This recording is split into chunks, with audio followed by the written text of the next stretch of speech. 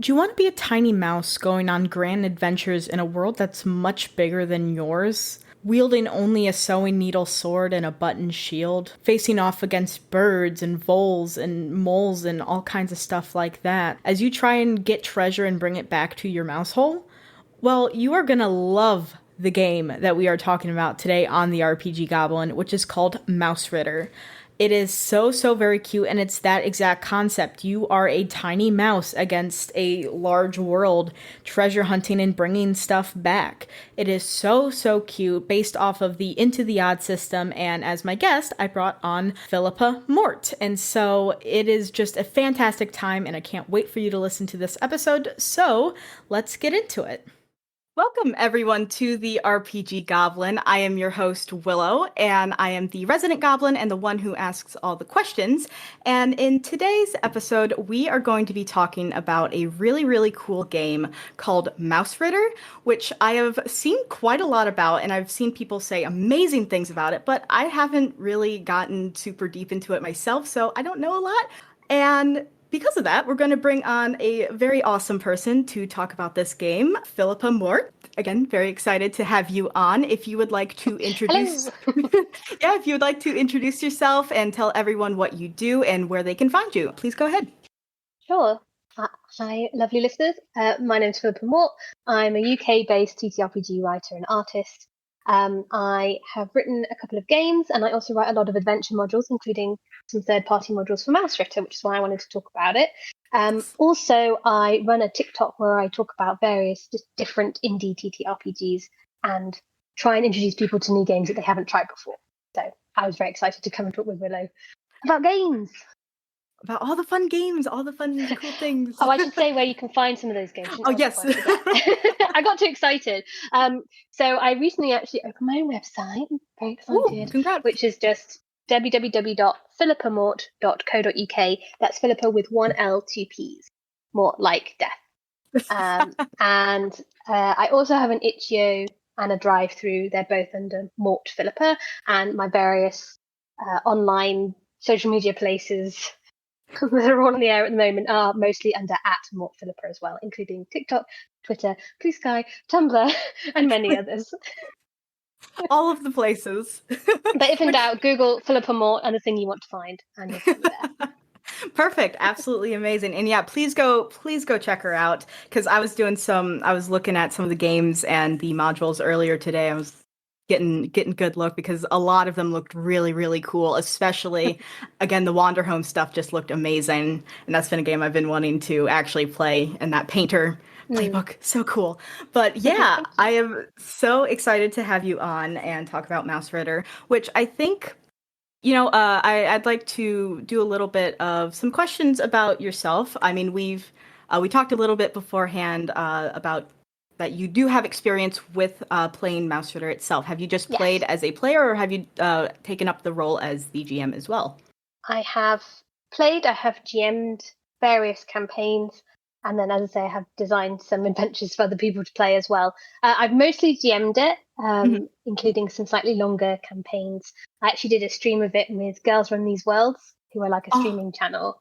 That's so cool. Where we played The Mice in the Herb Garden, which was really cute. So cute.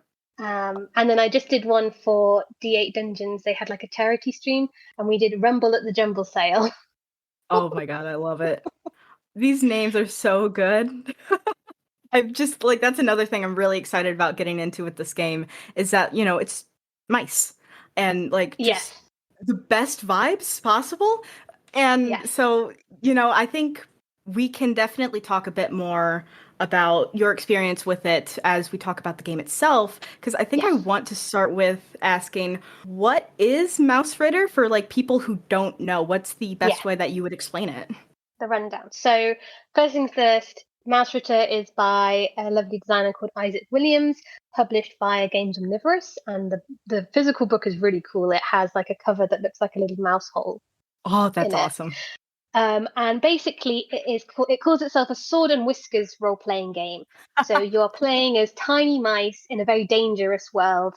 You are going on adventures to try and find treasure and pips, which is Mausritter gold. to bring back to your little mouse settlement and try and improve it and yourselves. And on the way, you're trying to fend off against various dangers, including the environment, of course, but also, you're only a mouse, so a cat for you is the size of a dragon. Oh So gosh, yeah. you're dealing with all of the other creatures around you in the world as well, and of course the giants, aka humans, too. So it's an adventure game. It's very simple to learn. It's got very simple rules based on the Into the Odd system, and Yes. it focuses mostly on like very like rules like quite fast gameplay and a lot of creative problem solving. Oh, I love Is it. how I would And describe it. absolutely, I think that is a fantastic description, and you definitely got me with like Into the Odd like rule set because I think I've seen Yeah, that before. And as a fan of Into the Odd myself, that's been a point. That's been a big thing of why I've wanted to check out Mausritter. Like, yeah. how do they take that How does system that and work? Yeah, yeah, and change it for their own? I absolutely love it. Plus, can I just say, sword and whiskers I is know. like the best way to like just describe it in a few words. Absolutely fantastic. I cannot wait to learn even more. And so, this, like you said, it's rules light game or lighter on the rules game. So, Yeah, would you say it's pretty easy for people who are just starting to learn TTRPGs to pick up and play or even run? yeah. I mean, obviously, I always am careful about what I recommend because I've been playing for Mhm. a long time. So for me, learning stuff is a little easier once I've seen so many things Of that I'm course. like, oh, this is similar. But I genuinely would say that Mass Witcher is really easy for people to learn. For context, my mother is terrible at learning any sort of board game or any sort of rules based game because she will immediately try and cheat. And then forget the rules. And I did manage to teach her Mouse Ritter, and we played a game of it in an evening. Um, Oh, I managed to teach that's her it in amazing. about 15 minutes, which is a long enough time frame for her to have not lost focus. So if my mum can learn it, I think most people can learn it. I also, for the D8 stream, we had one person who couldn't like come to the main session 0, so I taught it to them in about 15 minutes, and they were fine with it once we got going. Oh, So that's yeah, I perfect. would say it's very easy to learn, like the basics as a player. Yeah, absolutely amazing. I think that's always a good thing when it comes to a game because especially when I started to get into D&D, that was so confusing as a player. Yes. Like, what are all of these things? And especially because I didn't have even one of the books Yeah, yet there's and not I was much given a like character context. sheet. Yeah, I was like, Yeah. this is a lot of things. So I Yeah. love any game that can make it Well, for easier for context, I someone to tried to learn teach my too. mum D&D and she fell asleep. Oh Uh, no. so for Oh, comparison. absolutely tragic. But I feel that as well. I've tried to get my parents to play games with me, and I cannot get my mom especially to play. She just doesn't get like she. It's not that she doesn't understand any of the rules. She doesn't get into the role play or understand any of Mm, it really. It's like, oh, yeah. I want to play games with you. But I think definitely, the more complicated the rules are, the harder it is going to be Yeah. in the long run, especially if it's just a one-off game too. For So sure. always love finding systems that work really well for a one shot or Mm, that are easy to learn that you can do something like a 1 to 4 session arc or something like that. So yeah, absolutely definitely. amazing. Well, I was just going to say, I think the other reason it's easy to learn is because it is like, oh, you're little mice, you're sort of borrowers.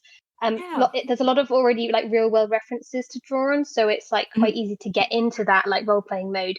Whereas if you're not used to kind of like fantasy, um, you know, like traditional D&D, there's a lot of kind of lore around it and things. You have a lot more context to have to pick up on. Whereas if you're like, you're a little mouse, behave accordingly. Probably, don't try and fight a cat on the first day, but Exactly, yeah, like it's all common sense basically. yeah, no, I absolutely love that. And I think that actually comes to bigger things within the TTRPG space. It can be more difficult to learn games that aren't within a genre that's going to be familiar for you. Mm, So if people are like super into sci-fi, it might be easier for them to get into those sorts of games because they have a lot more reference points because yeah, definitely. they understand a lot more of those tropes and how these kinds of stories work versus someone who's just consumed like high fantasy media for all their life. Like that's going to be a Definitely, yeah. way different experience. So that's actually it's interesting to think about. But back a little bit on topic. So Yeah. what you did mention that it uses the Into the Odd system, and people Yes. who are listening who probably don't know what that is, can you explain what Yeah. that system is for them? So, Into the Odd, which is the game that Mausritter draws its main system from, is a very rules-like game that basically only has 3 stats: strength, dex, and will, which kind of is your like charisma and sort of willpower. And you only use them for saves. So we don't have any skills to worry about. You're always rolling a d20 and trying to roll under your stat number. Yes. And then the other key part of Into the Odd systems is that attacks always hit. There is no roll to hit, which makes it quite dangerous because, of course, you are going to hit, but then anything that's attacking you is also going to hit. So it's both a game that creates quite a like deadly combat, but it also means that it encourages you to work around that and think creatively. The other thing that Mausritter draws from Into the Odd is this really fun way of making your character where you roll for your HP, your hit protection, and then how much money you have, in this case, pips. And then you look on a background table of different backgrounds and you find out what you were before you were an adventurer and what items you have. So, for example, I've actually done an episode about Electric Bastion Land before, which is sort of like perfect. Yeah, that expansion of Into the Odd. And in that episode, we actually did we basically went through the character creation like quickly at the start. We could do that with Mausritter. It's very quickly. Yeah, it's very quick. Yeah. I was thinking that would be perfect. So if you want to kind of lead the sure. Let me grab some d6 just real quick. Perfect. Dice AMSMR. But yeah, I've actually managed to do a Mausritter a character on a post-it note before. So perfect. So you start with your attributes. That's your 3 like skills, scores, whatever, and you roll 3d6 and you take the 2 highest. So that's something that's changed from Into the Odd, which I think just gives you a flat result. So that's a bit meaner on you, whereas Mausritter is a little nicer on you. And you take the highest 2. So the first one for strength is 3 and 5, which is 8. And then we do our deck. So we got a 10. And then will got 8. Gonna confirm if you roll them in order like that and you kind of stick with that pattern. Yeah. So you roll them in that order, but then you're allowed to swap any 2 of those. So we currently have strength 8, dex 10, will 8. So we could swap one of those if we wanted. That's actually really good because like 10 is I won't try and do the percentage, the probability, but that's pretty good. 10 is an average, really.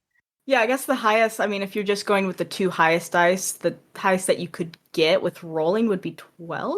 12, yeah. Yeah, so that 10, 8, 10 is 8 good. is fantastic. That's good. Yeah, that's actually really good. I'd keep those as they are, to be honest.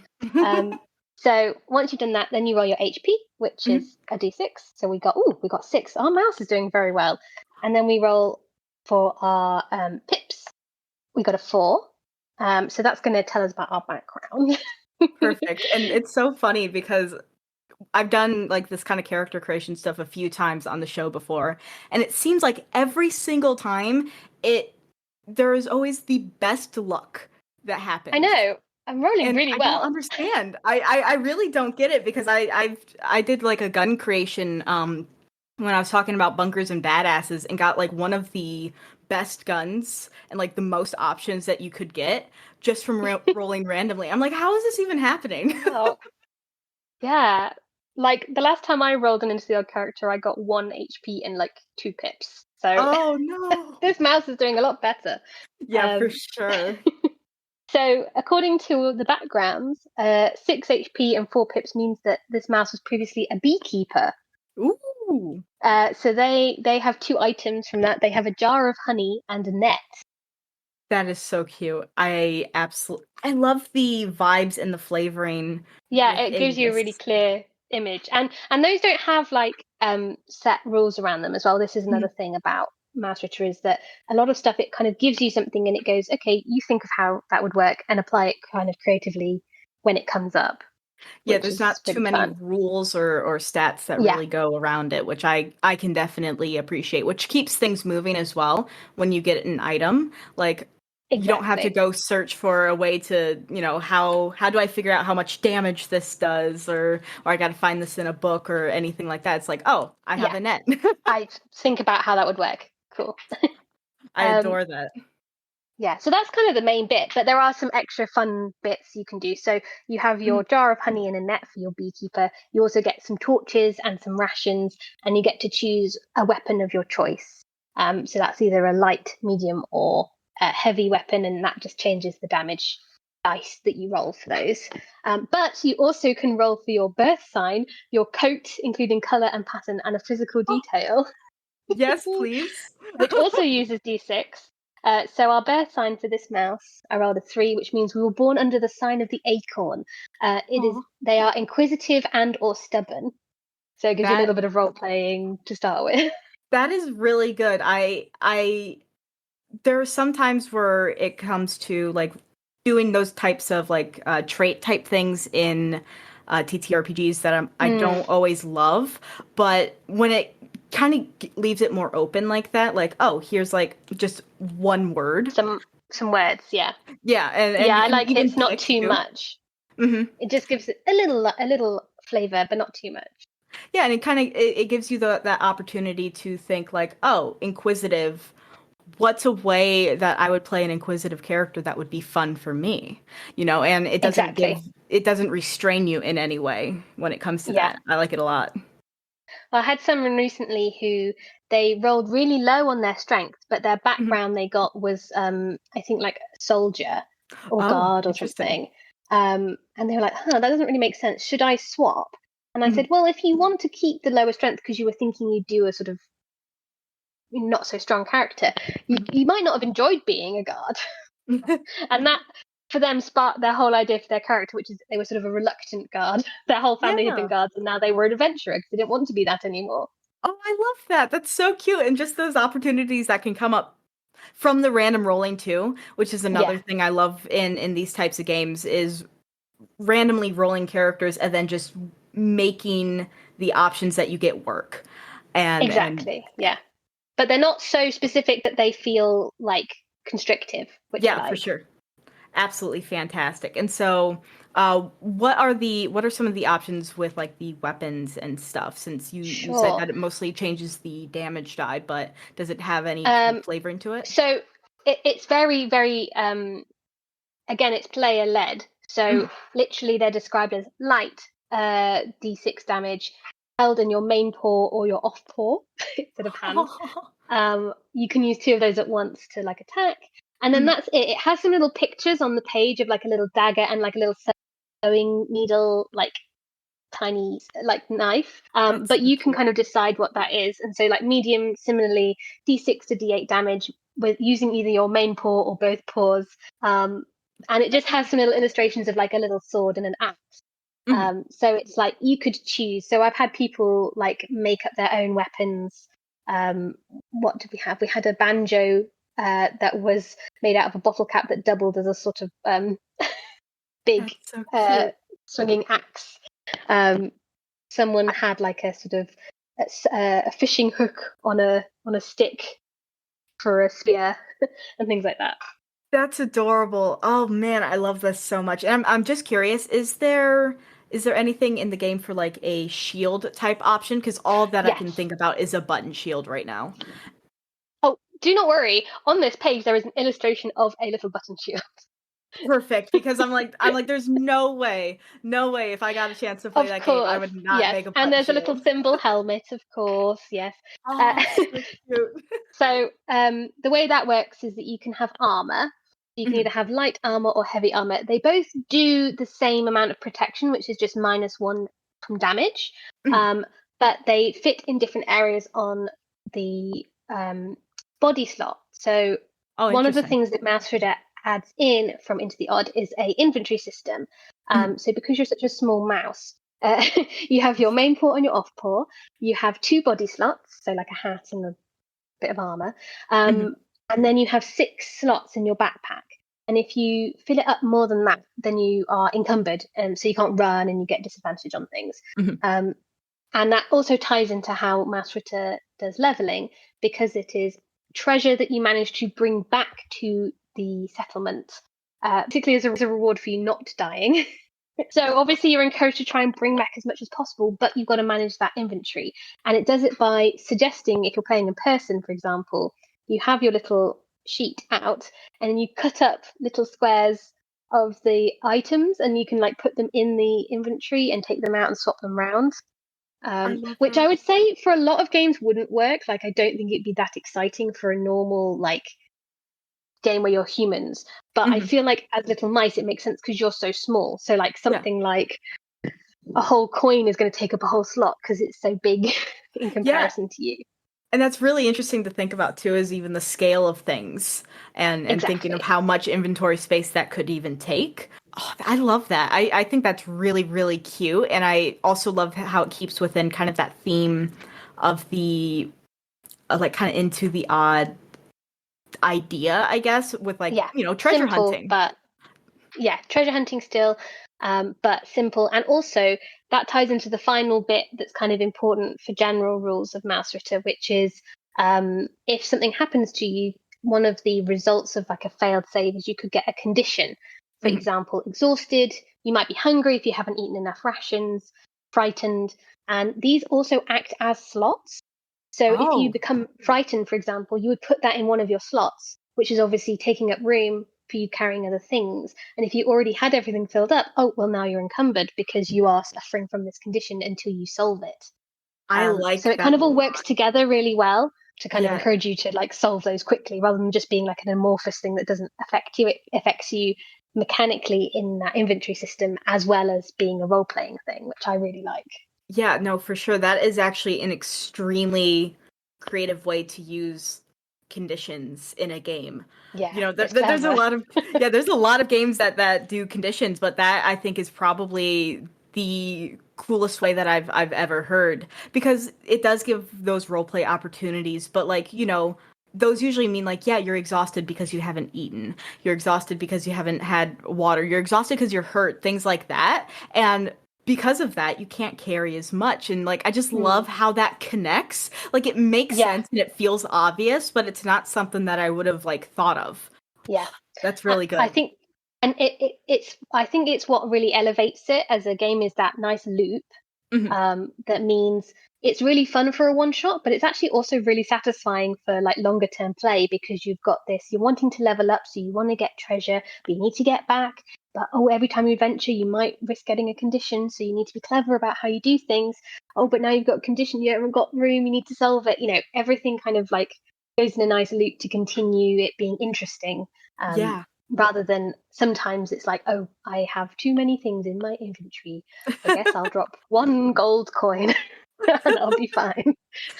Yeah, no, I think that is a really creative way to do it. I adore that. And I'm curious, is there ways to clear the conditions? Yes. So most can be cleared. So you have a short rest, which is a turn, which is about 10 minutes, or a long rest, which takes a watch. A watch is like a quarter of the day. And then have I done that right? Yes, and then there's like a week-long rest, which helps clear everything. Oh, that's nice. So most things are solved with a short rest, a little sit down, and a bit of food. But some things might take a long rest, or they might have specific things. So, for example, a condition I wrote in one of my games was sticky. So they touched something, they got sticky. It meant that every time they touched stuff, they had to see if they got stuck to it. Ooh, I like that. But then the removal was basically you need to wash it off because they were covered in like glue. So you need a short rest and you need some water to wash it off your pores. Oh, that's fantastic. That's actually so I you love can that. adapt. It's easy to adapt as well for like as a GM, you can invent new conditions quite easily. And so that is something that I'd like to. I think there's so many things to cover, but Yes. I am curious, just from your experiences so far. I mean, like you said, it's easy to adapt to. You've created some really cool things. Do you have like any advice to people who do want to create stuff for Mausritter, like for their own games, on how to like kind of balance it out, or even just like fun ideas to keep in mind? Yeah, definitely. So number one is actually a piece of advice that I read on Chris McDowell's blog, who wrote Into the Odd and Electric Bastionland, which again, this is what that's based on, which he talks about don't just add +1 to things because it doesn't really do much. Like, it doesn't really encourage that creative thinking. So instead of that, think of just something that could happen to you with the object that you're using. I like that. That's really good. And let players work like, okay, the effect, work out what you want to do with it, rather than being like, okay, in combat you get 1 extra go, blah, blah, blah, because it stacks up so quickly that it becomes a bit uninteresting.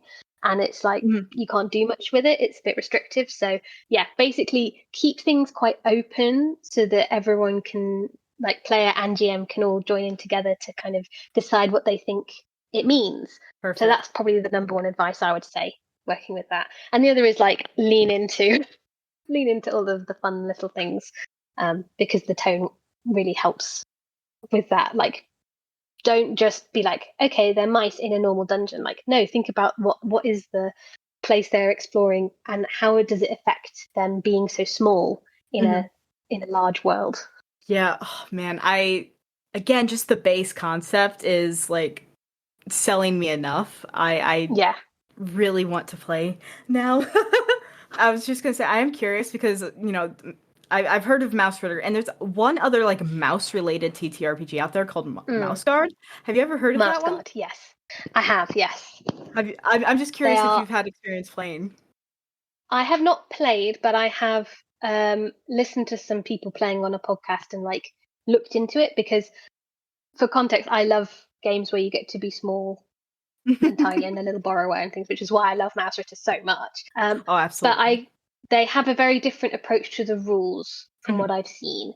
So Mouse Guard, I believe, now I might get this wrong, but I think it was inspired by the Burning Wheel TTRPG initially. So it has a very story-led system, and it does some quite different things with combat, whereas Mausritter is more on what we would call the new school Revolution or NSR side, which focuses more on like quite light rules and kind of getting you going quickly to do dungeon delving and whatever.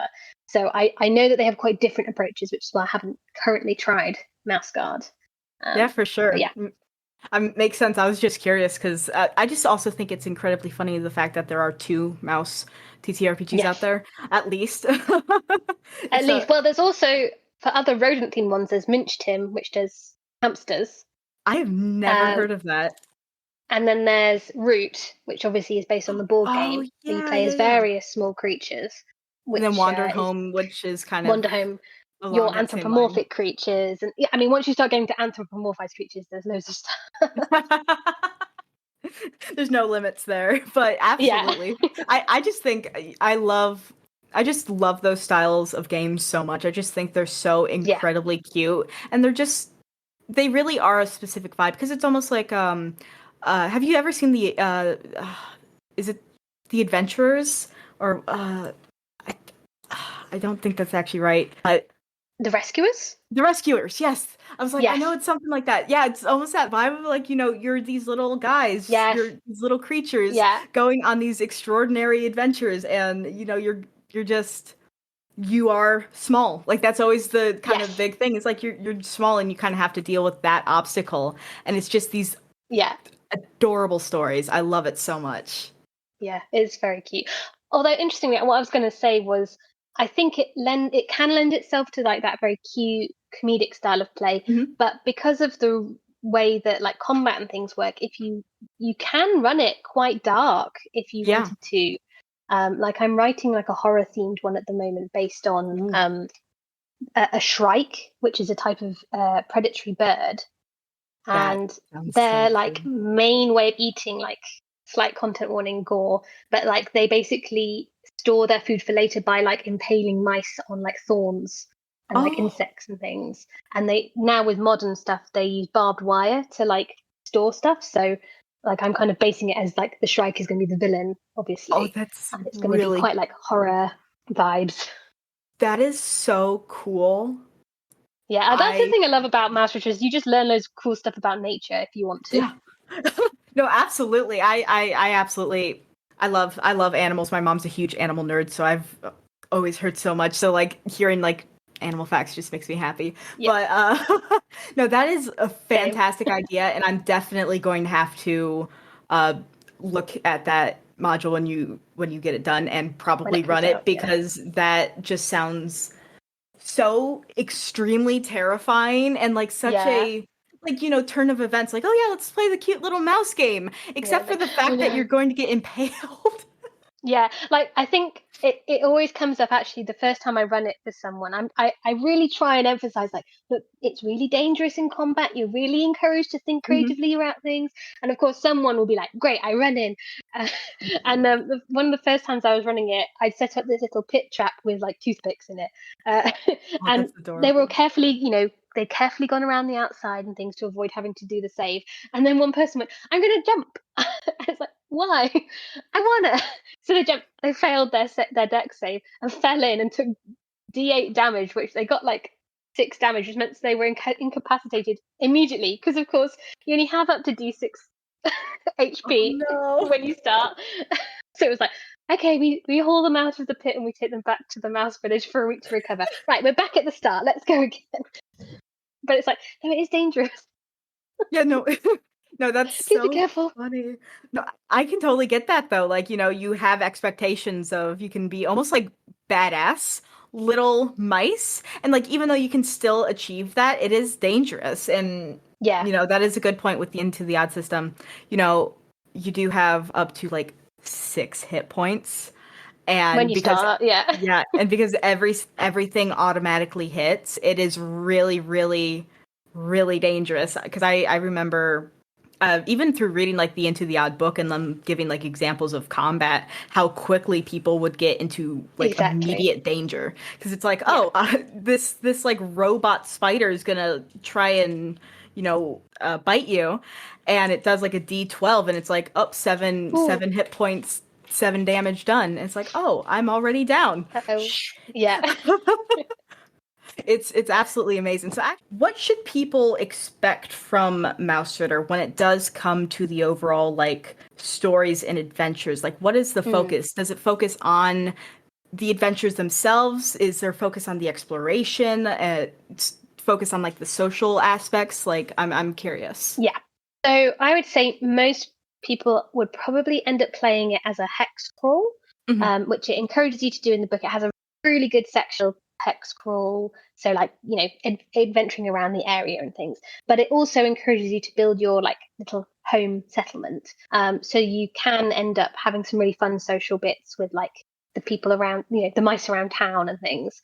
I love And it. it does have rules for like reaction rolls basically. So when you encounter a creature that's not necessarily hostile towards you, you roll to see how it feels about you. So you can Hmm. end up having quite a lot of social encounters depending on how that turns out. But I would say it does definitely like focus mostly on that sort of like dungeon delving style, but obviously Hmm. in the form of little mice exploring things. But it has all the rules for exploration. It has weather for when Hmm. you're traveling above ground and things, which I think is really fun. I So yeah, adore I would that. say like the average session you'd probably like either start at the place you're exploring or you would travel from your settlement, Hmm. do most of it in the adventure site you're in, and then you kind of zoom back out again to think about, okay, where are we in relation to the wider world? Do we want to continue exploring towards this thing, or we heard this rumor about something else? So I would say like the strongest stories that I've heard people talking about on the Mausritter Discord, for example, end up being quite long campaigns where Hmm. they just explore the area and they follow up on threads that they find elsewhere and things like that as well.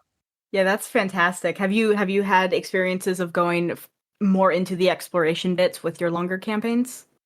Um, Not as much as I would have liked. Hmm. So the longest one I ran was for the stream, which was 6 sessions, and I Hmm. did have a hex crawl available for it, but obviously I was adapting it for stream where we needed to kind of stick with the story a little bit more. So I was a bit more not railroady, but I was kind of encouraging them down a certain direction a bit more than usual. Hmm. Of So I course. would love to do a little bit more of that. But I've sort of started playing a bit with some friends, what I've been calling West Mouses as opposed to West Marches, Oh. where people can join in whichever week they want, and then we'll kind of still have the history of what happened before affecting the game now. So that's kind of the most we've been doing with that. So some people remember information and have items from the last time they were adventuring with the group. which is fun. I love that. That's so cute. And actually, I'm curious when it does come to like the adventures, how often, at least in your experience, do you feel like the characters come back to home base, like to, heal up fully or to Mm, drop items off and to get payments or not payments, but to get like level ups and achievements and stuff like yeah, that in the game? it's for me. It's depended a lot on the group. Hmm. Groups who have played other games like this before, who are used to the old school Revolution OSR style, have tended to key in immediately that that's what this sort of game is, Hmm. and therefore use the going back, re-resting things a lot more. Whereas I've brought people who have primarily played D&D or have played a lot of sort of more story-led games, Hmm. and they've tended to stay out a bit longer, but have learned like, oh, we should go back now. We've got enough stuff to let us level up. Okay, Yeah. and then they kind of fall into the rhythm of the game as they go. So I think basically early game there might be more of a difference, but as you get used to it, it does encourage you like, oh, we should go back, we should res. Yeah, I love that. And I love that you can even find that point in your own groups as well. Like there isn't a requirement of needing to go back Yeah. immediately and like, you have to go back this many times or anything like that. You Mm. can come to that natural point of, yeah, we have a lot of stuff and should probably cash in. Yeah. Well, one of it is also you don't have to go back to your original settlement to do it. Mhm. It's anything that is like a safe area. Oh, So you could yeah, find another group of mice who have a little town, and that will be safe as well. that's So cute. it does mean you can stay out a little bit more as you're exploring. So if you wanted to do a primarily like we set out and we explore and we were not coming back, you can still kind of check in at places and level up. It Oh, wouldn't that's hinder you really from that, cute. which is good. I like that a lot. That's adorable. I want to play so Yeah. bad. Oh, it's so cute. But I am absolutely adoring this so far. And oh, I do want to ask, especially in your experiences, like you've said, the longest game that you have run has been 6 sessions. But I'm Yeah. curious whether you think that this game would be best suited in short, 1 to 3 shot games, or Mm. do you think it would use the game better to go on those longer adventures and to tell a longer story where you can follow those loose ends and those threads that could pop up? I mean, the cop out answer is it'll depend on the group. Of But course. from what I've seen, overall, I would say actually longer play Mhm. because, again, talking to talking to other people who've played quite a lot. Some have played really, really long games, Mhm. and are still finding things to do. But I think for that, it's going to depend mostly on the GM and obviously scheduling. But Oh, like, of course. basically, if as GM you're like, oh, okay, I have a few solid ideas, you could string that Mhm. together into that short campaign, and I think that would be still really fun. But if you're enjoying, particularly if you enjoy that sort of like roll table led, slightly improvised play where you're kind of letting the reactions of the players and you're letting the roles tell you kind of a little bit about what's going on, Mhm. I think that would actually do really well with the long campaign because once you set up the sort of general sort of area in the hex crawl, you can just kind of pick up on those little what are the factions doing around the Mhm. characters. So, for example, you might have different, like the rat group and the local cat, both have different aims of what they're trying to do. And they're going to do that even as the mice are doing their own thing. So, you can be letting it adapt over time, which I think, therefore, I would say overall, I think it'd be better for a slightly longer game. Yeah, absolutely. And I totally agree, depending on the group, but I'm always curious because I feel like different games have different Yeah. intentions when it comes to their games. It depends. Like D&D is in my experience, I think is better played through longer Mm. campaigns or something that's usually longer than a one shot because there's so much Yeah. that goes into character So creation much and you can stuff like do. that. Yeah. Yeah, exactly. And so I'm always curious what kind of from people's experiences what they think kind of the ideal style of play is, and that can help inform also people's decisions of like, oh, if I want to check out this game because I Mm. want to play something long. But it's also great that it works for those shorter games and it does work for Yeah. one shots that you can just kind of pick up and play and experience the game before even having to commit to anything too. Definitely. Yeah, you can definitely do a one shot and just really enjoy the mouse vibes. Mhm. Because also some people might be like, loads and loads of this cute small stuff is a bit much. Mhm. for my taste, but Mhm. obviously for me, I'm like, never enough. I Not. want. I only want that. I Please. only wish for this. Everything else I am forced to do. Everything else is a chore. I just want to tell these cute little stories and I I want just want to to be find small. bugs. I want to be small. Exactly.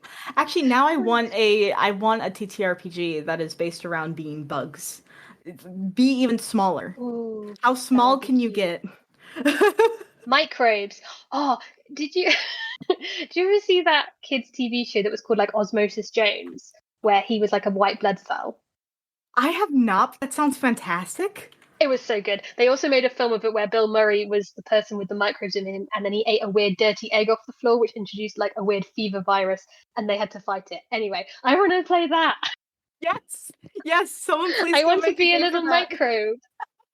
No, and that just makes me think there's like an anime called like Cells at Work or something where it's basically Yeah, yeah, kind yeah. of the same idea of like playing as like white blood cells, red blood cells, like all of the different cells in the human body fighting Yeah. against diseases and I think you could probably adapt into slash Mausritter into that.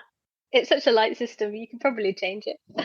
oh, for sure. I am now so I need to know if this is something that exists and if it doesn't, someone please It's make it for the love of God. coming to Kickstarter next year.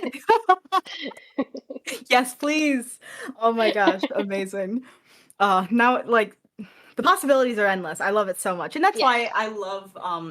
that's why I do love systems that are lighter on the rules because they are usually so much easier to hack into Yes.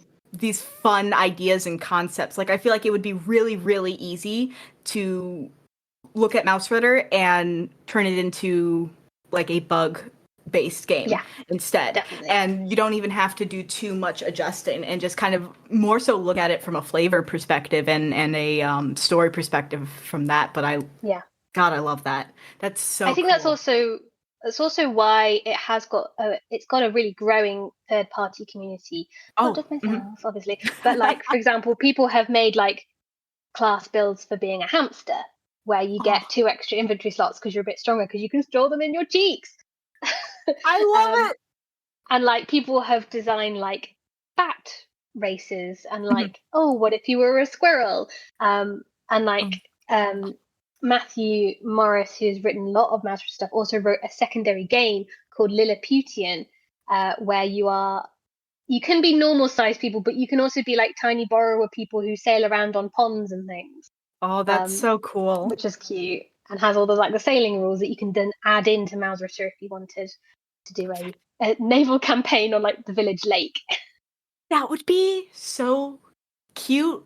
I love this game and concept so much. It's Yeah. it's hurting me. Like it's He like he had a so brilliant cute. suggestion as he was thinking he wanted to do this naval campaign, and he combined Mausritter with there's a systemless game called uh, Bottled Seas, also by Games Omnivorous, which is like you have these little cardboard hexes of this sort of like sea in a bottle, and then Ooh, you kind of like draw them from the bag, and that tells you where you're sailing to next, that's which is really really cool. cool. I've got that actually as well. I've got it in person. It's amazing. But he was saying, what if it was like for Mouse Retreat, it could be like going along the beach along a rock pool, and like all of the trash is actual sort of rubbish, um, Ooh. normal size. And Uh-huh. everyone was like, yes, that sounds really cool. I need that now, But please. yeah, it's cool that you can adapt other things and bring in. You can think, how would I adapt this, for Mhm. example, Morkborg module to work Oh, if for they were sure. mice? Oh, that would be Morkborg combined Someone with has written a Mouseborg themed adventure, actually. Mouseborg. Hold on, I'm writing that down. I need to find that after this. Mouseborg. That is fantastic. I just love how creative people are in this Yeah, space and how many it's ideas. very creative.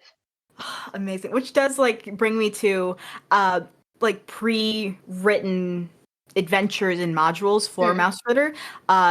Obviously there's tons of third-party stuff and I'd love to hear what you think is cool in some of your modules that you've written yourself. But do they have any pre-written ones that come with Yes, the book? Amazing. yes, they have a couple. So they have, with the book comes a little adventure called Stumpsville, I think it's called. Let me just double check.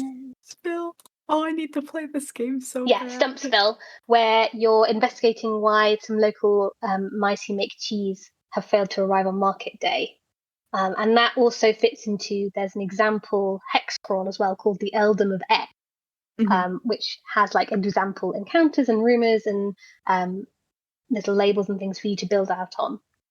And then separate from the game, there is a adventure written by Isaac Williams called Honey in the Rafters, and that is Oh. generally thought to be an extremely good starter Mhm. module. I've run it, and I can agree it's like really, really good at sort of giving you the vibe of what Mausritter is about, and sort of helping you learn how to approach things in a way that will help you stay alive as a mouse. And it's about well, there's lots of different ways that you can start the adventure because it has this list of different hooks to draw you in. So you might have noticed like the local bees have gone a bit weird, or you Mhm. might have noticed there's this sunflower that all of the seeds have turned this weird black and is like emanating magic. Or maybe a local mouse got kidnapped by this sugar cult of mice that are obsessed with sugar. So you go and explore this little shack that's got this big um, beehive in it and all these weird sunflowers and things. So that That's one is so really, really cool. good.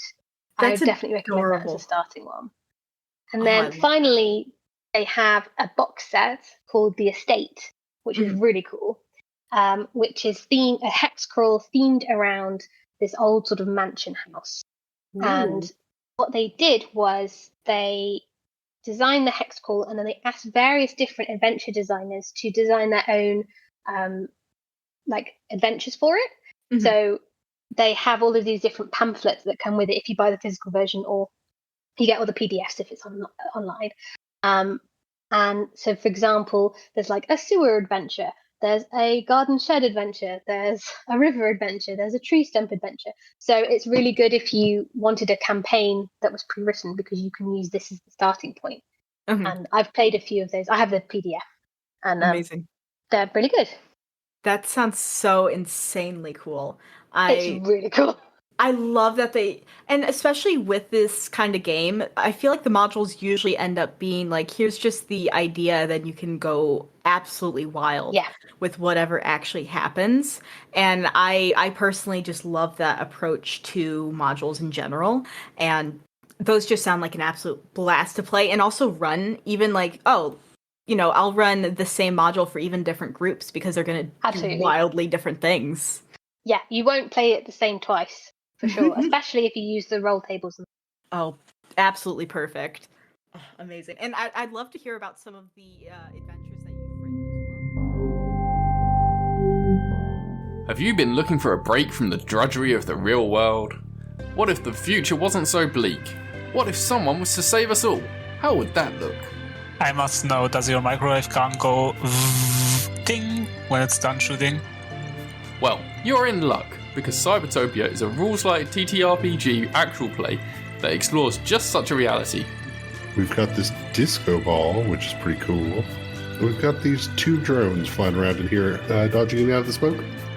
Check us out on your podcast app of choice, and hear our rolling cast of 16 fantastic players take on weird and wild missions that the corporate overlords need taken care of for totally altruistic and benevolent reasons. Okay, this time it's serious. I would like to turn my hacking hat backwards.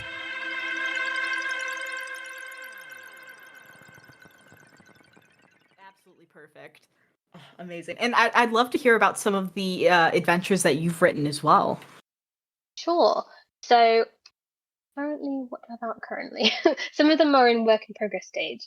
So the main one that I have out that is finished and published is called Tomb of the Slumbering Queen, Ooh. which is about a vampire bat.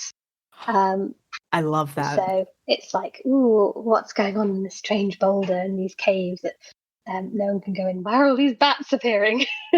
And so you go and explore. Why are all of the local villagers coming back saying they're all tired and anemic? So That's so that's the kind cool. of one I've written with that, which includes one of my favorite NPCs I came up with, Eagle Brittlewhisker, who is a botanist who's ended up eating too many glowing mushrooms. God, that sounds so cool. I love this so much. Including, of course, a table for when you eat a mushroom. Uh-huh. Because, of course, the player's going to eat a mushroom. So Of you can roll course. to find out what happens when you've Like imbibed the strange mushrooms. I've had some very personal experience recently in one of my D&D games that I'm a player in, where we found a bunch of glowing mushrooms, and Yes. first response was to eat them. Of And course. like, what else are you supposed to do? You're just supposed to leave the mushrooms? Like, they're very tasty, Obviously. and you need to know what they do. And what, like, if they kill you, then it was worth it, because at least you now know. Yeah. At least you found something out that was useful for the next person. It'll And they save might the not next kill you, they person. might do something cool. Exactly. Like, what if I get anti-gravity powers and I start levitating? Like, that would be amazing. Exactly. Or Yeah. I think what ended up happening is my tongue turned like bright blue. Oh, we had in one campaign, my DM wrote us a list of goblin pastries, which had she had so many different options. I'm not sure if she wrote them all or if they were from a chaos magic table, Mhm. but one person had one and turned into a cabbage for an hour. Of course. We had to carry them around. My character started levitating, and then I was like, what if I fed it to a small dog? Who also started levitating and also farting uncontrollably for 24 hours. Hand it back to the owner, like, here you go. Love Good that luck with so that. much. And I so, of mean, course, I saved many more goblin pastries for later in the adventure to pull of out course, in opportune times. meet a new NPC. Hey, would you like a pastry? Would you like a pastry? They're really good, I swear. Nothing suspicious here. Yep, it's all fine. Oh, absolutely amazing. That's so good. And that's where it's fun to have as well. Like, even if you don't like write up a bunch of stuff for the effects, like making it up on the spot, or even just like being able to use like a random like table to roll on too, for those types of stuff, to just bring a little bit of chaos and a little bit of like comic relief almost as well to a lot of Exactly, games yeah. too. Like, yeah, you get to just kind of mess around and eat some goblin pastries and see what happens. And See what that is happens. just Yeah. so freaking cute. I love it so much. And then the other one that is out but is a work in progress because I'm finishing doing the illustrations for it is Mm-hmm. called Mycelium. And Yes. it's Mushrooms, about mushrooms. mushrooms and fairies. So it's about in someone's back garden, a dead tree has started growing a fairy ring of mushrooms. Oh, that's And at its center is the Mycora Heisel network, which is basically when all of the mushrooms kind of go together and then they attach their roots to other like plants and things in the garden, and then they have this like network that kind of feeds all of the nutrients together. And so what I'm saying is that like that's kind of creating this weird portal to the Fae realm, and some fairies have come through to try and like solidify it. But it's also having all these weird effects on the garden, including like little mushroom men popping up and causing trouble. that's so And cute. oh, and also they've made a mech out of a gnome because obviously I had to have a little gnome fishing in Of a pond in a back garden. Of course. So there's rules for piloting a gnome mech. That is absolutely brilliant. I am such a fan of mushrooms. That's like a huge thing that I am obsessed with. Yes. And I need this. So I'm going to be getting that after this recording. Because Yeah. Well, it's currently reduced because it's just the plain version, and then when the final one comes out, it'll go up a little bit because I'm doing lots of my pictures for it. I'm very excited to see it. Oh man, that's absolutely fantastic. I will get whichever version it will be. I will get one of them, and I will run it because I now need to play Mausritter because it is so cute, and I just want my group to play a bunch of little guys. Yes. But that is very fun. seriously really cute, and that actually does. I'm thinking of a question right now for Mausritter. So it does seem to be, kind of that fantasy vibe to the game, with if you're going to be playing like small mice that are going on adventures, there's obviously fantasy involved. But Yes. how much does magic play into the game and like kind of its base setting itself? Because you mentioned like fairies and some even like magic in one of the other ones too. But is this like a common thing, or is this something that people have kind of taken upon themselves to add into the game? So there is magic, but it's quite rare. So let me there's basically 2 pages of it in the main book, and it's very light. So instead of like you can just cast spells. Spells it describes them as living spirits trapped by runes carved on obsidian tablets, which I like to imagine as, you know how we have like the crystal girlies who all love their rocks and things.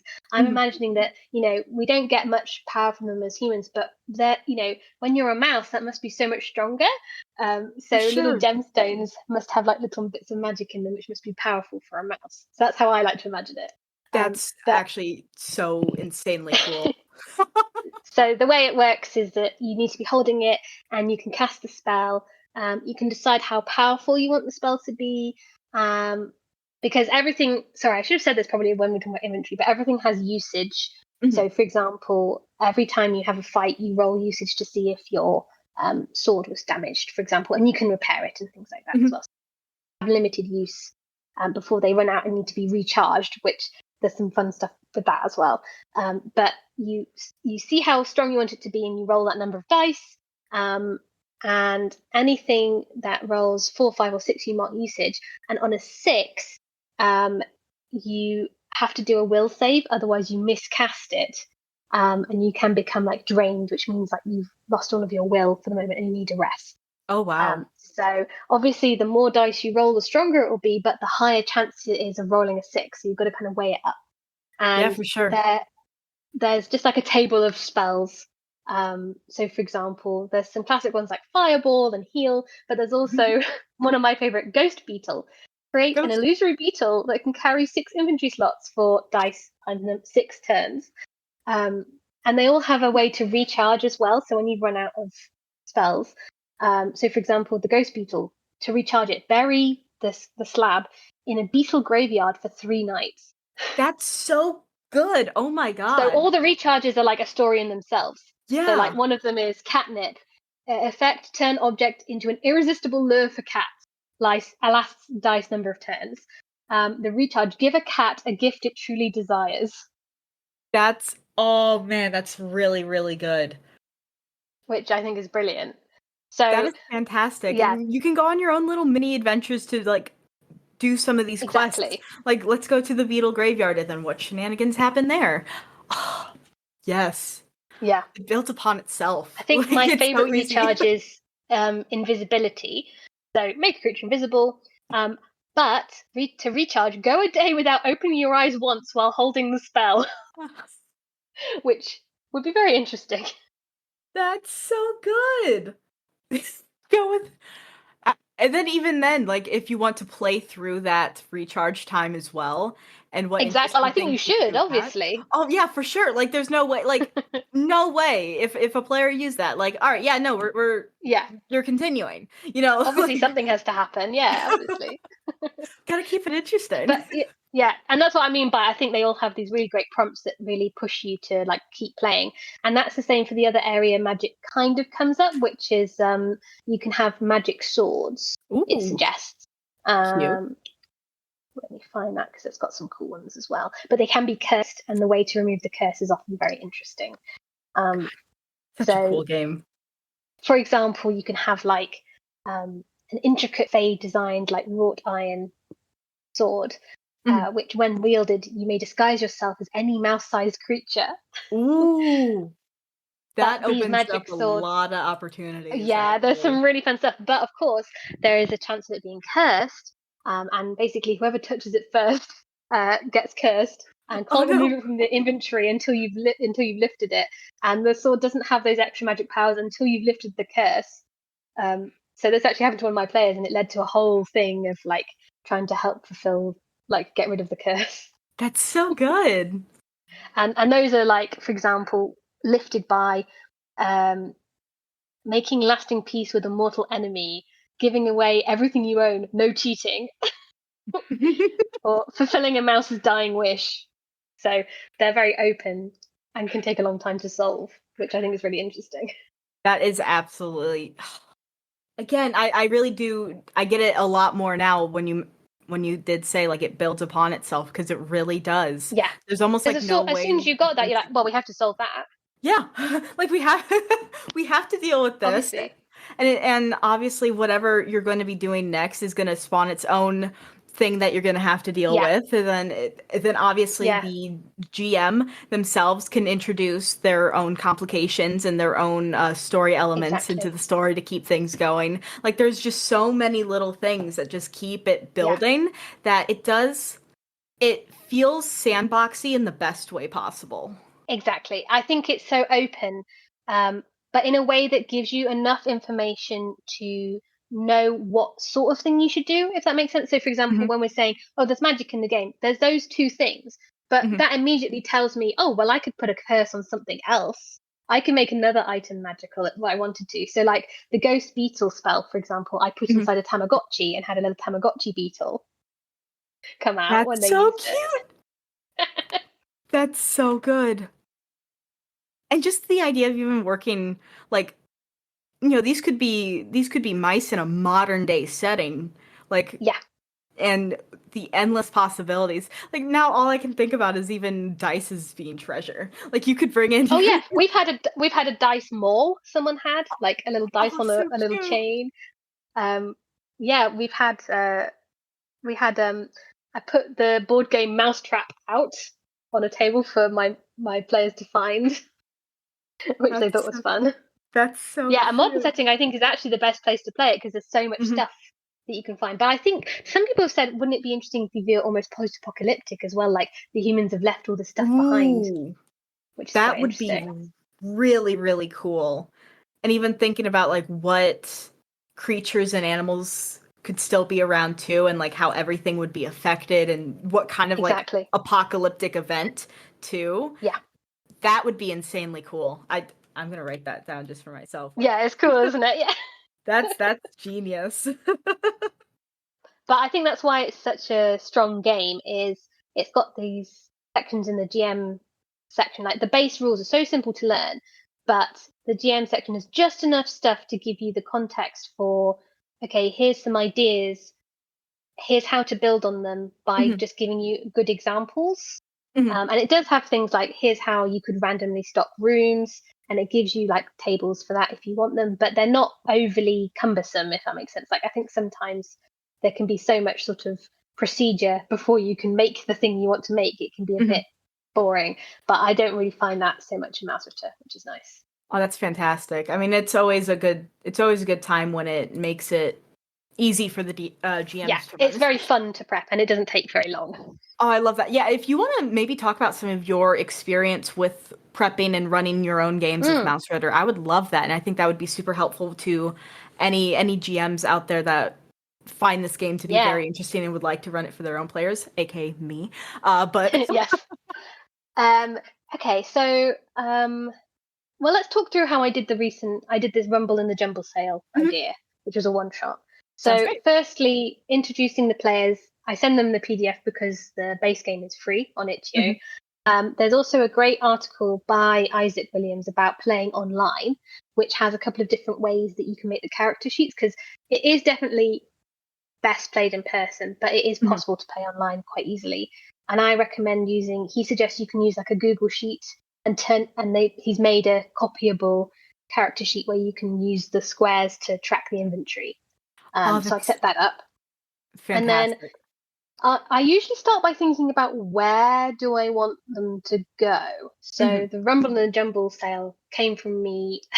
My parents live in a very small rural English village that always has a summer fete and has fearsome quarrels over who gets to run the Jumble sale each year because they're all old and they have nothing else to do apart from arguing with each other. So I was like, that will be really fun. That'll have loads of cool stuff for them to find, basically. So I sort of was like, okay, that's the setting. Let's think of some general ideas. Who else is going to be there? So I came up with, okay, one faction that could be there are some shrews who, they've got some really interesting stuff going on. Shrews in real life are venomous. They can like shrink their bones mildly in winter, and they're very interesting animals. So I was like, cool, okay, let's have some shrews. Okay, how can I make those fun? Gangster shrews, obviously. So I'm going to do some like Cockney West End boys trying to steal all of the Jumble sale stuff. Okay, well, they need someone who is a heavy for them, so we're going to have a hedgehog, obviously.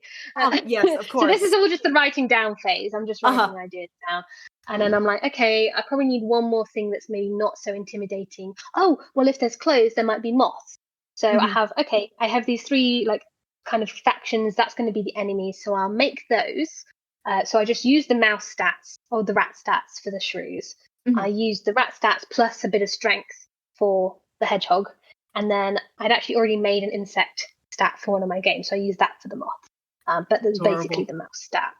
I thought, do any of them have any interesting attacks? Okay, I write that down. And then I just thought, okay, let's split it into sort of the main areas and think about, this isn't a typical dungeon, so I won't have rooms for them to go around, but I can have like key locations. So we'll have the clothing pile, we'll have the board game section, we'll have the jewelry box with the safe next to it that they'll want to crack. We'll have a cake table, obviously, because there'll of course be a cake sale, and we'll have a rubbish bin. Okay, let's put things in those places. Let's put some enemies in. Let's put some treasure in.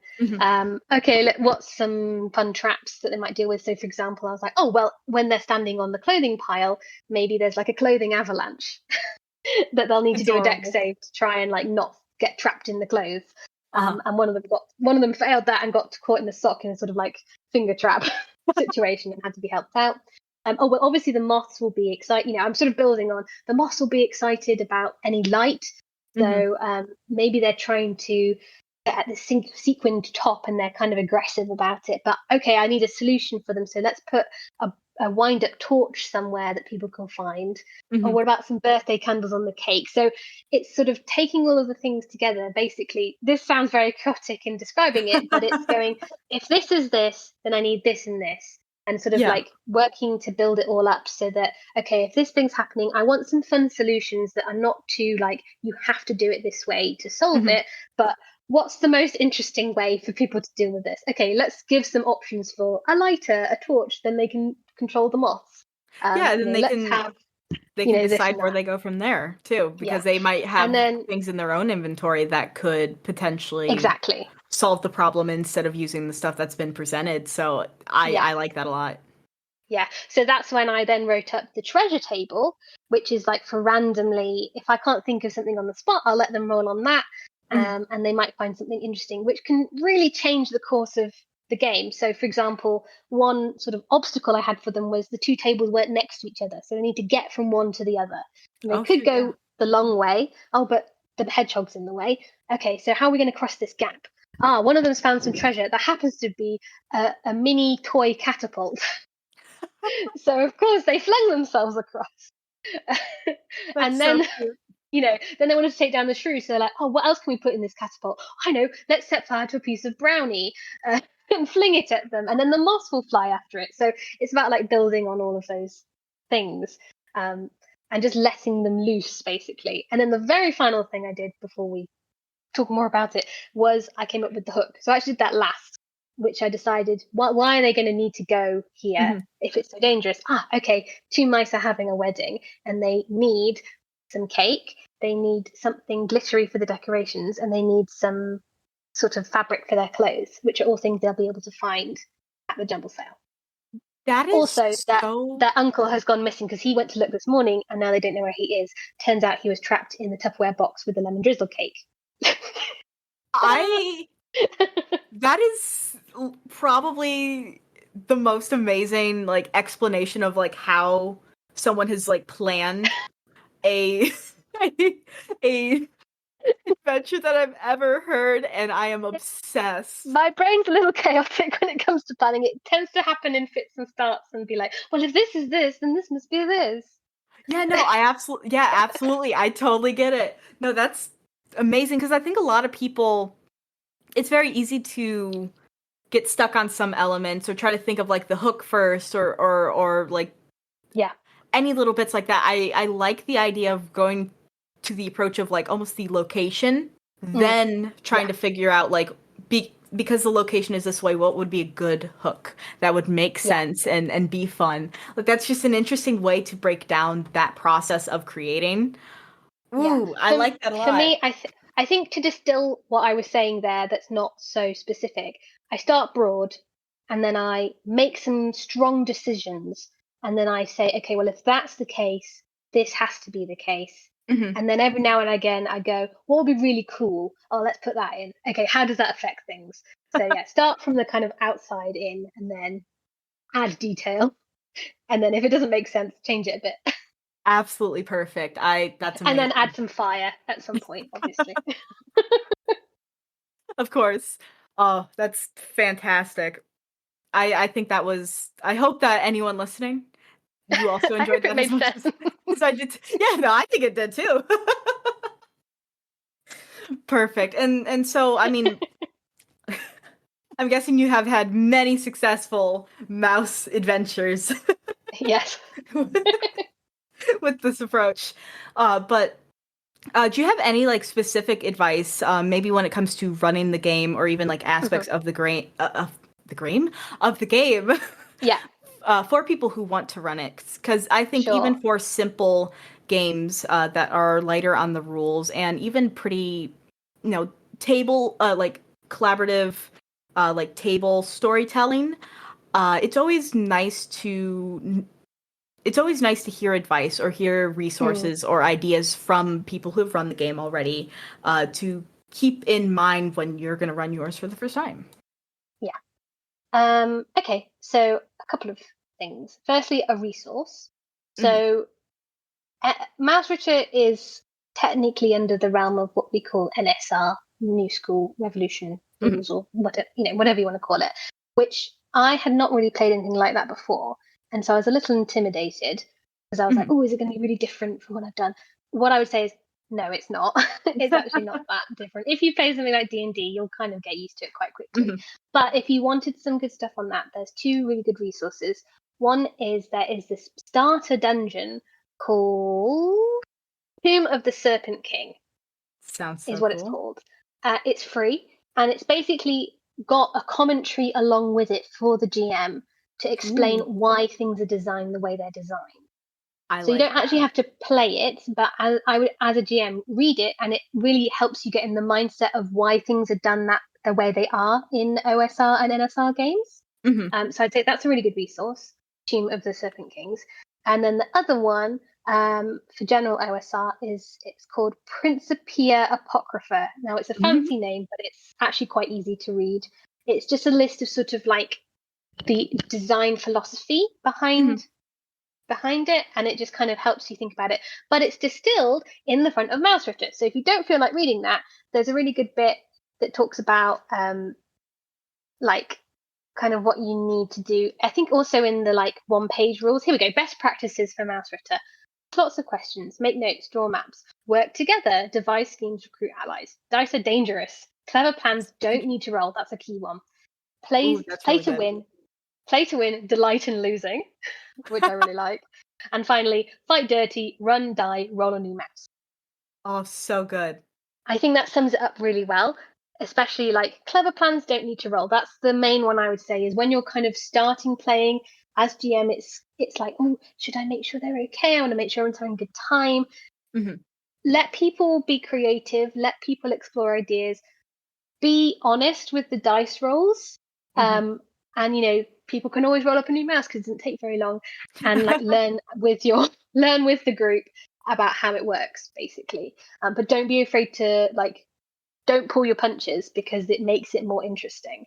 Oh, absolutely. Well. Oh, yeah, no, I like that.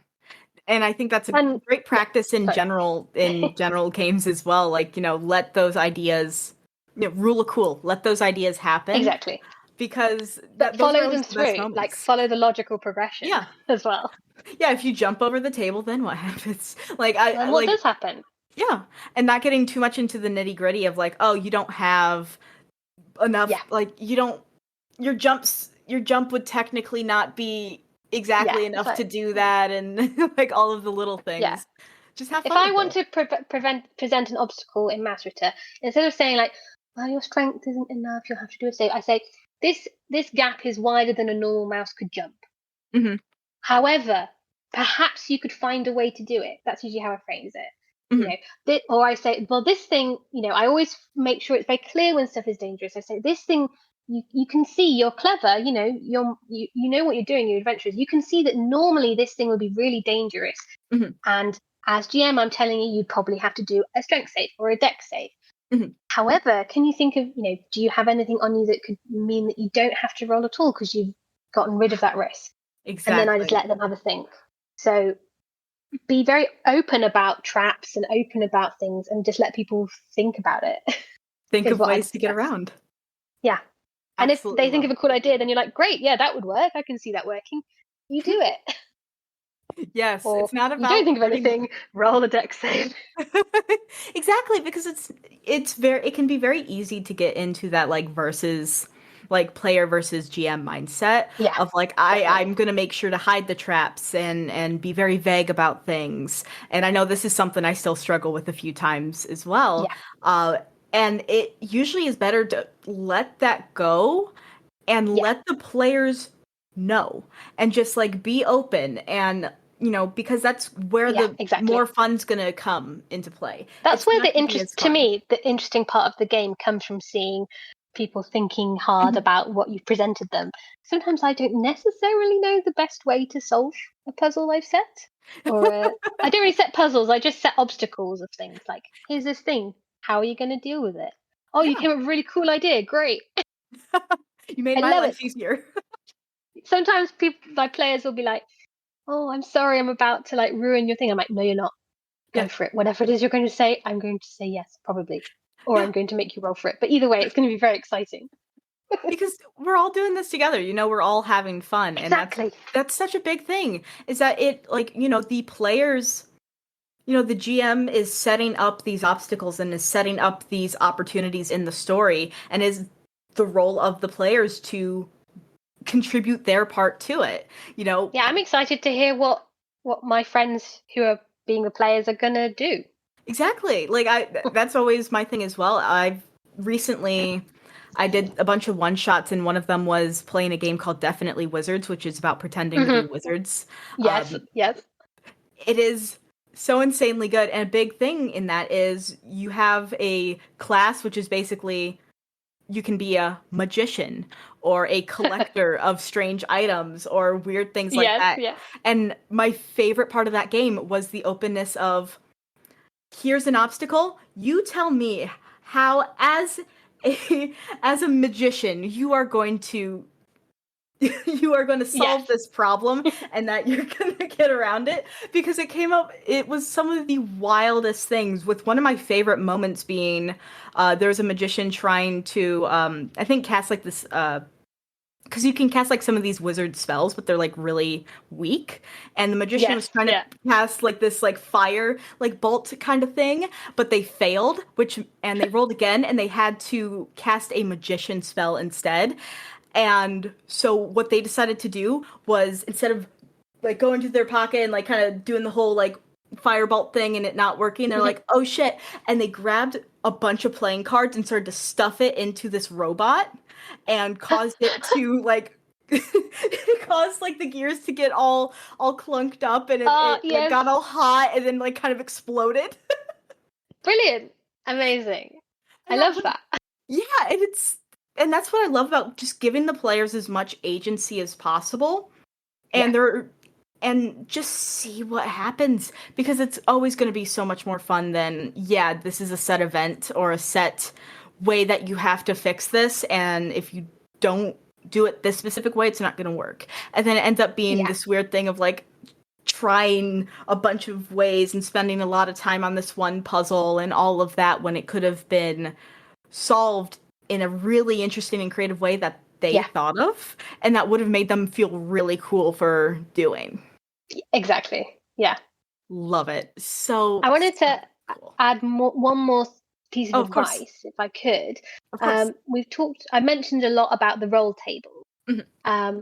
And I wanted to bring it up because when I actually started, I was like, I don't like roll tables. They're so restrictive and they never give me anything good. Because I was just looking at generic roll tables. What I would say works really well in Mausritter is making your own roll tables. It tells you how to do it and things. But once you start personalizing them to the vibe of your own game, I've had a complete 180 in how I approach them. And now I love them because I basically I'm like, what are some cool things that could happen? And then I also don't necessarily, I often roll, but sometimes I'm like, okay, something needs to happen now. I look at it for inspiration as well on the table. So what I would say is, if you're someone like me who used to be like, I hate roll tables, they're the worst, I would say give them a go in Mausritter, because it's a sort of game that really lends itself to a little bit of randomness being introduced, and it might lead to very exciting and silly things that you might not have thought of. I love that. That's another little piece of advice. No, that is definitely appreciated, because I've always been a bit on the same side of not loving roll tables and what they have to offer most of the time. But if a game can come up with, like, if a game can make a roll table exciting, then you know you have something there, because they are pretty, they're pretty, like, a roll table. But yeah, no, having it actually be a useful tool when it comes to running your games, and even teaching you to make your own for your specific adventures, fascinating. Absolutely perfect. Yeah, so it has like suggestions on writing up an encounter roll table, and it talks about, okay, because you have 6 choices, you should think about them in groups of 2. 2 should be likely, 2 should be unlikely, and 2 should be rare, because also the higher the and you should think, okay, in Mausritter, the higher the number, the worse. So 6 should be really rare and bad, and 1 should be quite common. So 1 might be you find another mouse, and 6 might be the cat is here right now. But they also use it for, I just wanted to give a really fun example of like why I think it does it so well. The little mini bestiary of little animals, all of them have a little table of D6 things that help you flavor them. So say you had a random encounter with another mouse. It has this table of rival mouse adventurers. So you would roll a D6, say you got 3 hayseed trying to steal enough to buy back their farm. So it's given you a little encounter like that, but it ties into the fact that you might be using it as this random encounter, which has led to some of the most fun encounters I've run, because I've combined that, especially with the reaction table as well, of like, oh, a chatty ghost, what does that mean? Or, oh, a very friendly crow. Like, it kind of makes you reassess how you're going to role play certain animals that you might have otherwise been like, okay, well, obviously the crow should be scary because it's big. Like, what if actually it's kind of friendly? That is so good. Man, this is genius. I love it. I really want to, I'm definitely going to be taking a big look at the book now and reading over all of the details, and even looking further into the like articles that people have done, and what advice they have. But this has been amazing, and I am in love with this game. Well, thank you for letting me share my love of it, because I think it's brilliant. Absolutely. You are always welcome to. Oh, actually, that does remind me. So when it does come to I am curious, with Mausritter, you've mentioned how like the third party community has grown a lot. Is there good online resources for making playing Mausritter easy, in the way of like reference sheets where it's like, here's all of the rules on one page, or things like that? Yes. Perfect. Amazing. Yes. So the Mausritter website is the best place for it. So it has a 1-page PDF rule sheet with all of the basic rules. There's a roll a mouse thing where you can just roll up a new mouse randomly. Oh, cute. I love There's it. also roll a dungeon, which does like a randomly generated dungeon. They're not normally brilliant as they are, but they can be quite good as a starting point. And then Isaac Williams on the website also collects all of the third-party stuff he can find and puts it in one place as well. So the website is a really good place to start. If you think you're going to be playing a lot, I would definitely recommend checking out the Discord, which is open to anyone, because everyone's very friendly. They're always really good about giving advice, and there's a really good FAQ section, because there's some bits of the game that kind of tend to lead to some questions. Can't remember which bit it is, but there's a few little things that often lead to questions. So there's an FAQ. And the final resource I would recommend is looking at Matthew Morris's stuff on Itch.io, because he's been very prolific, but he's also he also has written a little zine series called Burn Pile, which is inspired by, he was saying that his local church has this massive bonfire pile that's never been burnt and now is full of little mice. So it's canonically in that little pile.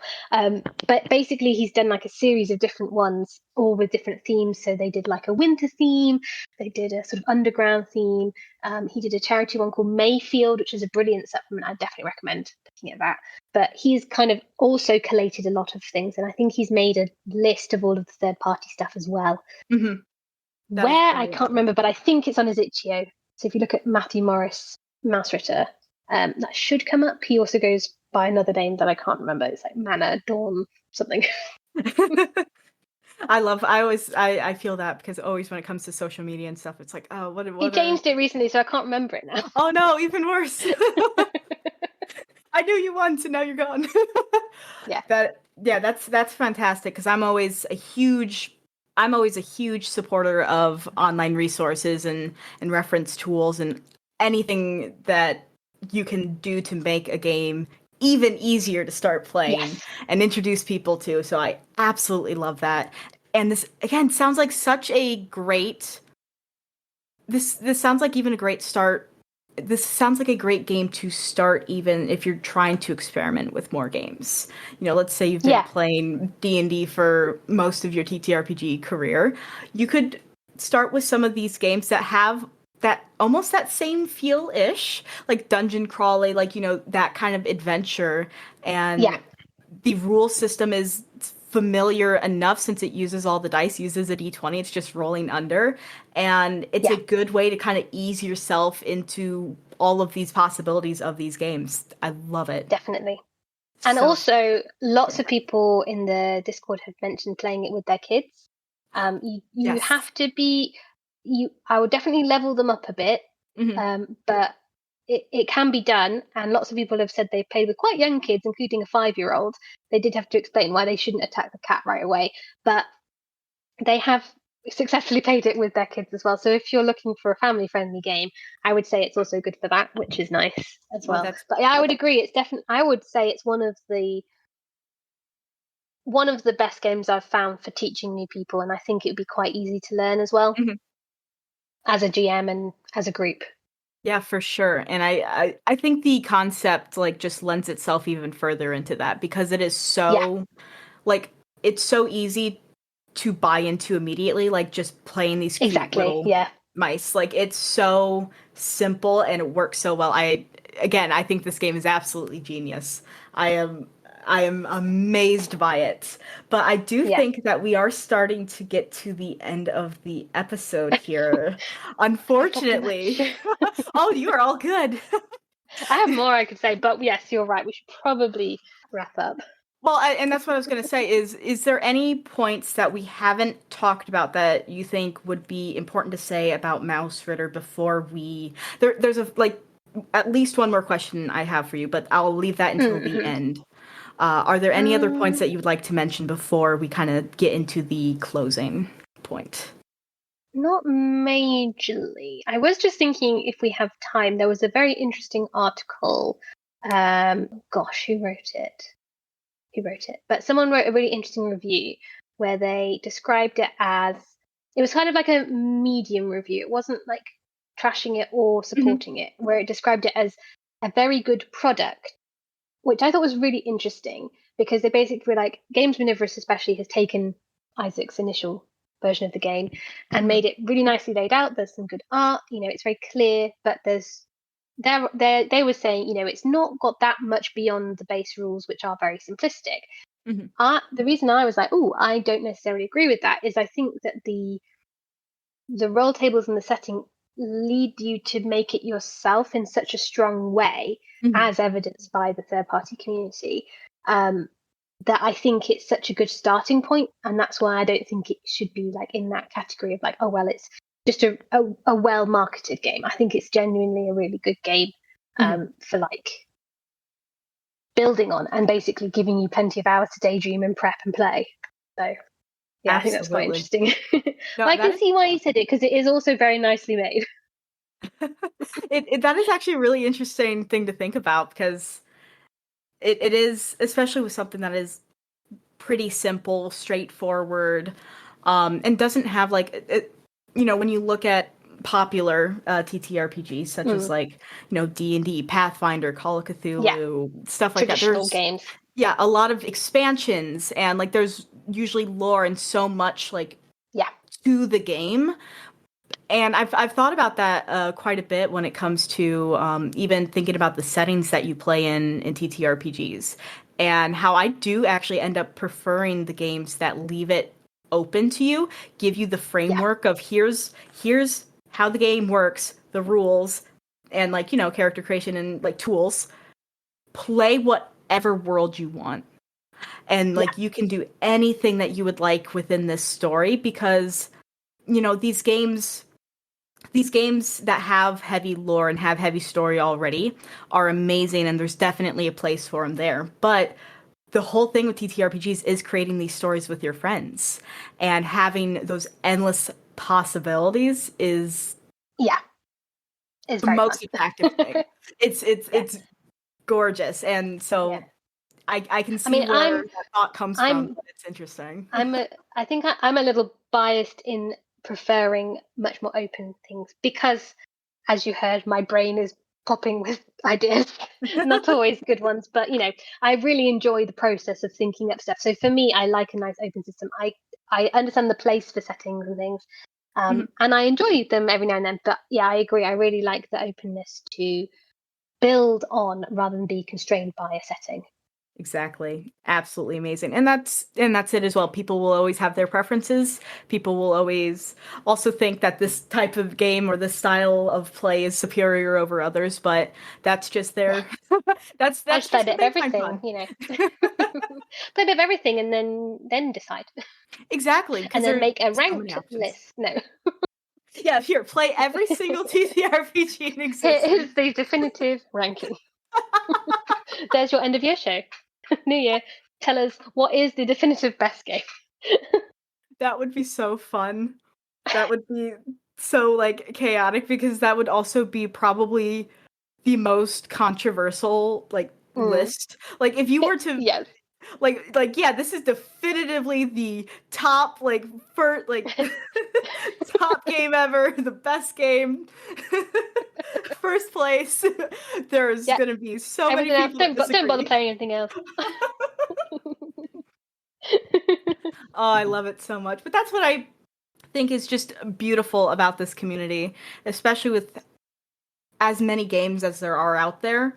There's always going to be something for someone. Like you have found your place within this world of Mausritter, and I find that to be amazing. And I know that there are people that find their place within Pathfinder or Bunkers and Badasses or Starfinder, Call of Cthulhu. Like there's so many games that if it speaks to them, that's their game. and if you can't find one after having a good look, and make a new one.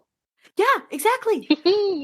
you can make one, and that's also what's amazing is seeing more people create their own games that aren't like huge publishers. They're making these games usually for themselves. Like this is a desire that I have that I want. This is where Mausritter came from initially. Was Isaac Williams acting to the odd for his group to play Little Mice, and then he was like, "This is fun." Released it, and then was like, "Oh, people really like this. We should make it into a little book." Yeah, that's absolutely amazing, and that's where it's like that. Those are so clearly just these passion projects. Like these people love these games. They love those ideas, and to see them, get successful and people loving it as well is the best feeling. So what I'm hearing us saying is Osmosis Jones Microbiome TTRPG 2024. Please, yes. Maybe I put aside the other project. Maybe I'll take my first step into game design. Who knows? Let's all make one, and then we'll play all the different ones. Game jam, but only for very tiny microbes. Yeah, it'll just be a game jam of the tiny things that people want to play as. We would call it the Microscope Game Jam, but that would be confusing because there's already a game called Microscope. True, which I've heard amazing things. I really want to get. Which is also very good. That's another podcast, though. Yes. That's another episode. All those world building games are just so insanely cool, and I have yet to properly play one, and I desire it so bad. But again, like you said, that is another episode, which will possibly happen. But yeah, I think we are getting to the end here, and I have one final question that I've been really enjoying asking people, and that is, why do you love Mausritter? Lots of reasons. Tiny mouse, obviously. I would like to be a mouse, and I get to be a mouse. But yeah, I think which I've been talking about the whole time, is basically I really like the smooth, easy to learn system with just so much potential for adding more stuff on, and just going, I want to do this cool thing and I want to see what my players do with it. Oh, I can just do that. It's dead easy for me to do. I can design that in like 5 to 10 minutes and plonk it in. I can even make it up as we're playing. They can turn a corner and say, is there something here? And I can go, sure, yeah, okay, let me make it up. And that's what I really like about Mausritter, is it sets you up and then it lets you go. Amazing. Absolutely. I think that is perfect, and I also love the reason of tiny mouse. And you're a tiny mouse. And you're a tiny mouse. And you get to learn cool animal facts. Like, exactly. Did you know that snails have teeth? I did not, and I'm upset by this now. Yeah, I was too when I was looking at little insects to include in my game. Oh man, now I wanna run a game to just look weirdly into strange woodland creatures that I could. There is a lot of horror potential in Mausritter. This is what I'm saying. There is. I mean, maybe you can become the #1 source of horror Mausritter content. Maybe. We'll see how the latest one goes. Yeah, and I mean, if you want anyone to run that, I would be so down. No, but seriously, I think this is a beautiful game, and I am so happy that you were able to join me and talk about it, because this has been absolutely fantastic. So thank you very much. Like I said, I think we're at the end here. So if you would like to do one last bit of where people can find you and where they can find your content, please go ahead and we will wrap up. Well, again, thank you so much for having me and letting me waffle about one of my favorite games. Absolutely. If you want to hear more of my waffling, you can find my website is www.philippamort.co.uk. That's Philippa with 1 L, 2 P's, Mort like death.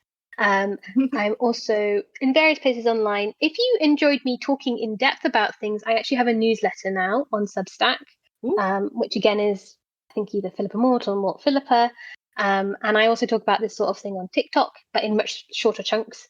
And then I also make my own games. As I said, if you want to see some of those third-party adventures, they are on Itch.io at Mort Philippa.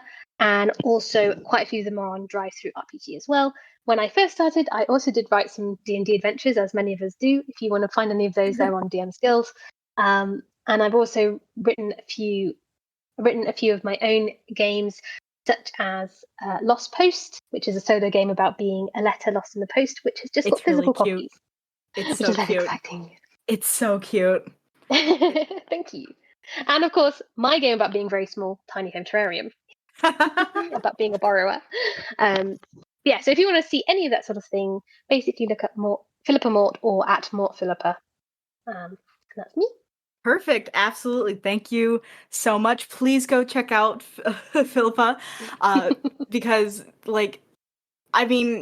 again, you just listened to this entire conversation and you heard how amazing these modules sound, and you don't want to check them out. I don't quite understand, but you should absolutely go do it. So if you want a free one to wet your whistle, I did do a D20 table of mouse presents for a Christmas themed thing. Adorable. Will absolutely be checking that out myself. So please go check that out. Again, thank you so much for coming on. This has been an absolute Thank you for having me. blast. And I think that is the end. Thank you so much to everyone who listened to this episode of the RPG Goblin. I really hope that you enjoyed it, and if you did, please make sure to leave a review for the RPG Goblin wherever you listen to it, because that means the absolute world to me, and it helps keep this podcast going, knowing that people are enjoying it and liking it. If you haven't yet, please make sure to also follow the RPG Goblin on all social media, which is basically just the RPG Goblin on Twitter, on Instagram, and on Blue Sky as well. If you enjoyed Philippa, please make sure to go check out all of her work on her itch page, also on her TikTok and website, the links of which are going to be in the description below, or as you may have known, Philippa also said what the names were as well, but the links for everything that Philippa is on is going to be in the description of this episode, so that you can go check her out and see all of the cool things that she is working on, and plus all of her Mausritter adventures as well, so that you can have your friends play Mausritter, because it's a really, really cute game. For the next episode of the RPG Goblin, that is going to be coming out on September 1st. Oh my god, actually the 1st is September? That's very nice. Going into the new month, which is really, really exciting. Also terrifying that it's gone so fast. But the first of September is going to be the next episode of the RPG Goblin, all about a game that's coming to Kickstarter actually that week, called Cryptid Creeks, and I can't wait for you guys to hear about this game. It is inspired by Brindlewood Bay and powered by the apocalypse, and is just one of the cutest games that I've heard about in a long time, as I bring on Rich, who's actually the creator of this game, to talk all about it. So I'm very excited about that. If you are as well, make sure to keep your eyes and your ears open for when that episode comes out, which again will be on September 1st, and I'll see you then.